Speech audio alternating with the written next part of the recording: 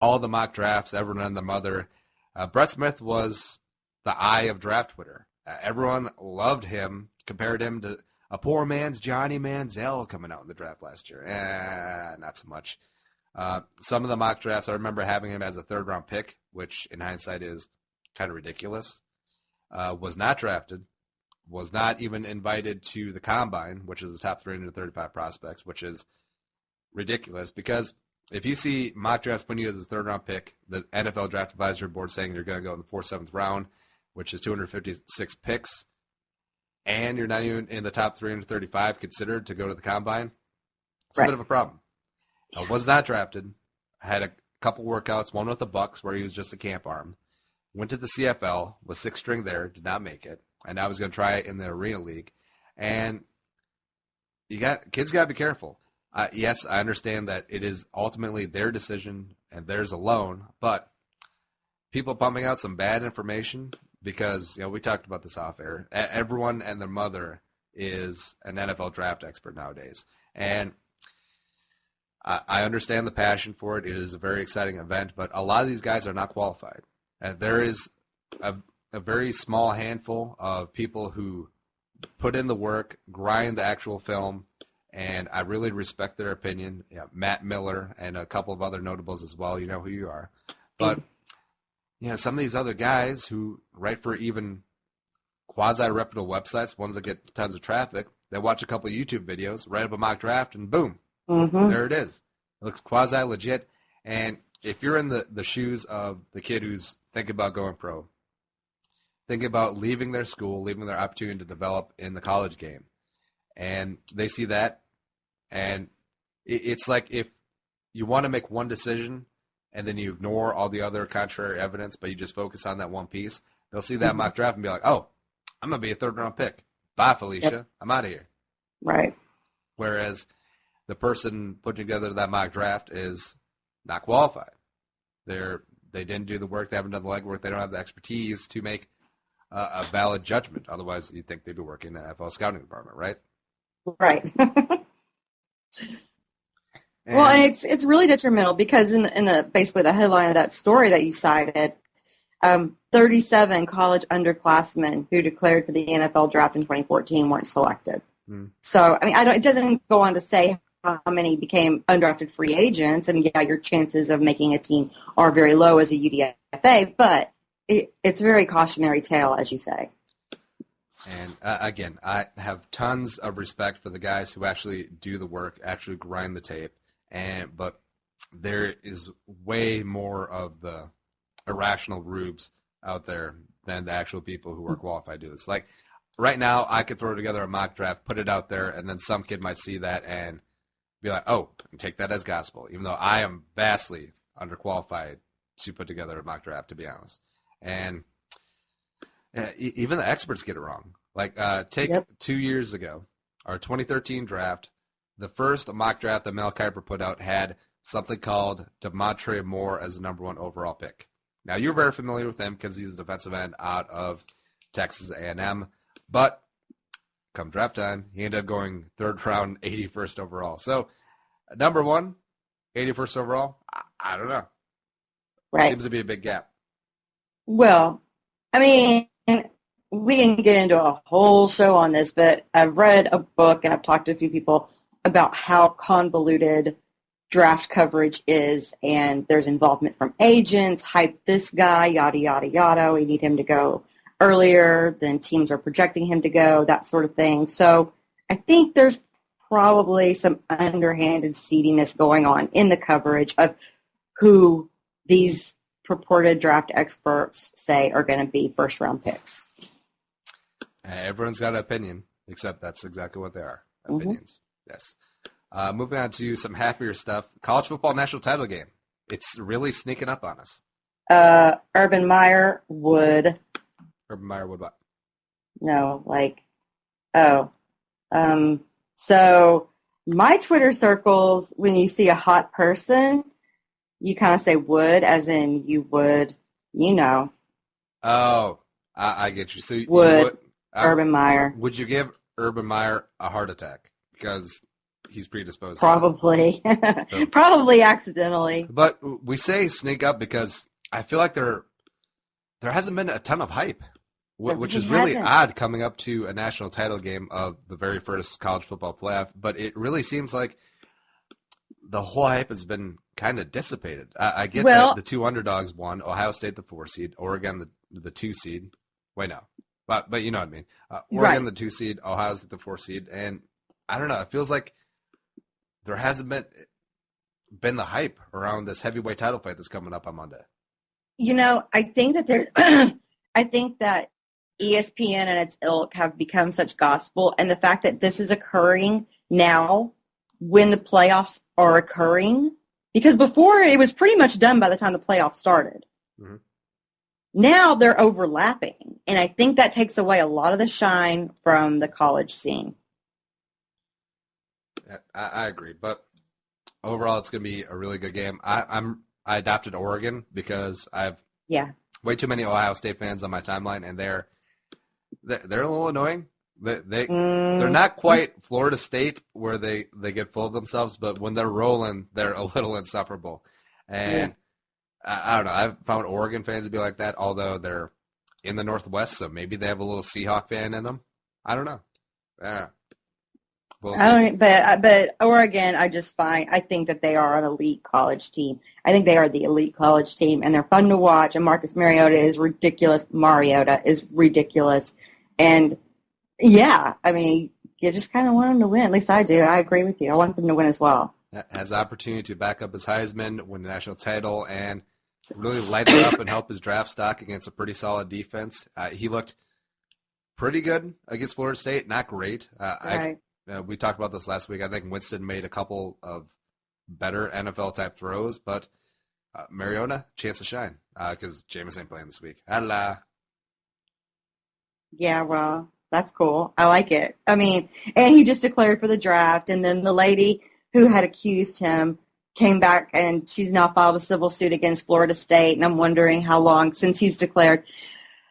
Someone made a good comment, a lawyer that I follow on Twitter, that the reason it's taken Jameis Winston a little bit, a few extra days to determine is if he was going to declare is because he wanted to figure out his liability, I guess, would not be the right word, but it's close to what I can think of. His liability should the accuser try to file a civil suit on his NFL earnings. He's trying to watch his money. Mm-hmm. See, I think that might have been one of the reasons that he would just come back for the next 2 years of his eligibility just to troll everyone. You never know. You never know. We recapped the semifinal games last week, but looking forward to the championship game. Who you got? Oregon. I think I'm going to take Oregon as well. Speaking of declaring for the draft, something that I didn't really think about, because I thought that Cardale Jones being a third-string quarterback was like a redshirt freshman or something like that. He's redshirt sophomore, so he could declare for the draft if he wanted to.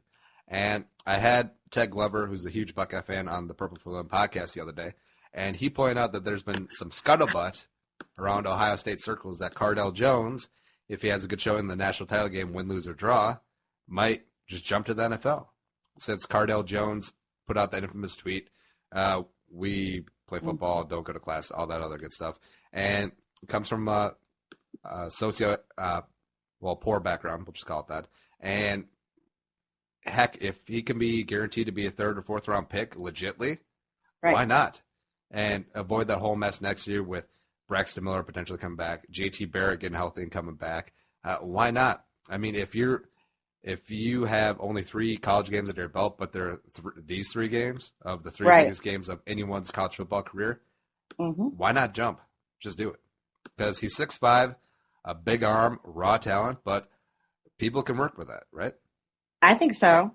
I mean, I don't really have anything to add to that. I think you said it all. It's a possibility, and yeah. Ooh, Houston Texans, third-round pick, Cardale Jones. Oh. Would you be on board? Oh, if we're taking an unproven quarterback in the third round or later, I could probably trust in the structure of the organization that he has something. Jones and Savage battling it out. Come on. Mallet is the starter, though, right? Is he going to resign in Houston? Yeah. Big Tex? He's gonna be back. No, he's stupid. He is dumb as a stump. I tell you that. But he's a rapper. Well, yeah, he's a something. He's an MC. All right, so moving on from Mallet and Savage, let's talk about quarterbacks that we actually do trust. 8 quarterbacks remain in the playoffs, and right now, given everything, yes, we came up with a list of 1 through 8 who we trust right now to win us these next 3 games, get us a Super Bowl. Now, it's completely in a vacuum. Quarterback, current health, current age, current state right now. So that includes Aaron Rodgers' injury. Take that in mind. Mm-hmm. And the team is irrelevant. Like, we're not picking a specific team with specific attributes, just the quarterbacks in a vacuum of 1 through 8 who we trust right now. And would you like to go first, or should I go first? I'd like to hear yours, please, because yours sounds like you put a lot of thought and effort into this. So and by a lot of thought and effort, you mean a lot of hot takes. So, number 1, Andrew Jerome Luck. Really? I know he's never been to the Super Bowl, but he's... You want to run your fingers through his neck beard, don't you? I do. I think he's got all the attributes. He got the leadership. He can put a team on his back, as he's shown in Indianapolis. I really think that this is going to be the year that makes a run possibly to the Super Bowl, if not win it outright. So number 1, Andrew Luck. Number 2, old warhorse, Tom Brady. Okay. And been there, done that, got the T-shirt, and he was a little bit happy feet early on in the season, but he's completely recovered. And I will roll with Tom Brady until the wheels fall off, kind of like Peyton Manning. But we'll get to him down the list. Apparently. A little bit far down the list, you know what I mean? Number 3, a guy who just did it last year, Russell Wilson. And I think his leadership, we talked about all of that, his ability to play within himself in the offense is vastly underrated, and I would trust him to get it done. Number 4, Joseph Unibrow Flacco. I know he doesn't have a unibrow, but it doesn't look like he should have a unibrow. He should. He waxes it. I think his wife has basically said, wax it or else. 2 years ago, been there, done that, and also there's just something about him. He has this great track record of playoff wins. When the weather gets cold, he's got that huge arm that can power through any sort of weather. And he's not a great regular season quarterback, that's for sure, but he just seems to get it done. He just has a weird Eli Manning-esqueness to him, where when it's crunch time, he just trusts him and let it go. You know what I mean? Fair enough. Other side of the coin, person who doesn't have a very good track record in the playoffs. Number 5, but he's my pick, Tony Romo. And we're talking about playing within himself and some of these other quarterbacks this year. You have to credit the Dallas offensive line and DeMarco Murray, but when Romo doesn't feel like he has to do everything, he's a great quarterback. Yep. He's elite. Oh. Yes, bro. So I have Tony Romo ahead of Aaron Rodgers, Peyton Manning, Cam Newton. And the final 6 through 8, Peyton Manning, number 6, it's over. The arm strength, he never had a cannon, but now it's like he's underhanding a ball out there. It's like the trajectory literally looks like he's throwing it underhand on some of the passes. And it is accurate, it is on point, but cold weather, he's like the antithesis of Flacco, where you have to have the strong arm to power through some of these passes in bad weather, and Peyton doesn't have anymore. It's right. I think this might be his last year, win, lose, or otherwise, and I really think it might be lose. I think luck is going to give the Broncos a game this weekend. At number 7, like we said, completely as is, Aaron Rodgers. Who knows if he's even going to play, or if he plays, how well does he play with that calf? And I know I made light about it with the whole Sue Stop thing. I know he was injured beforehand, but apparently this is starting to look serious. Or perhaps it's Green Bay trying to put every single excuse out there why they're going to lose to Dallas on Sunday, which they are. That's what I thought too. Which they is.